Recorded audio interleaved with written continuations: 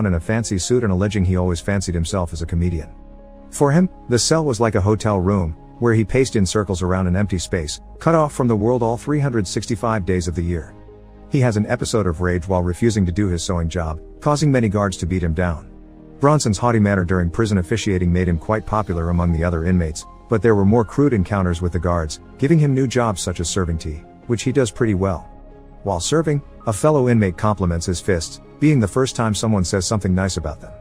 This comment freezes him in awe. Bronson calls himself Britain's most violent prisoner, considering prison the perfect place for him.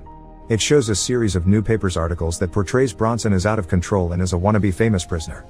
The only thing he didn't like was the constant switching between prisons, recalling his stay at Parkhurst, where he lived just like a king, even with his constant encounters with the guards. He enjoys his new way of living, to lately ending up in a mental sanatorium that calls the Funny Farm, a place where people covers their faces with poop, and where he needs up to 4 men to subjugate him. During his stay, Bronson plays the role of mentally ill very well, and is subjected to forced medical treatments that leave him sedated most of the time.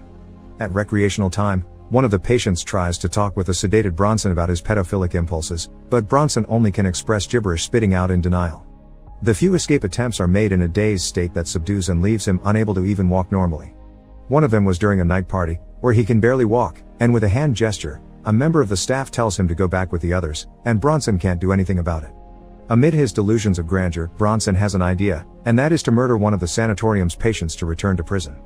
After all, they are loonies, and he chooses the one pedophile who talked to him earlier.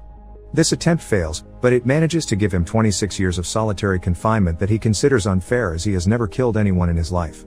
He enacts this as a side-to-side show, explaining he received no trials for this verdict.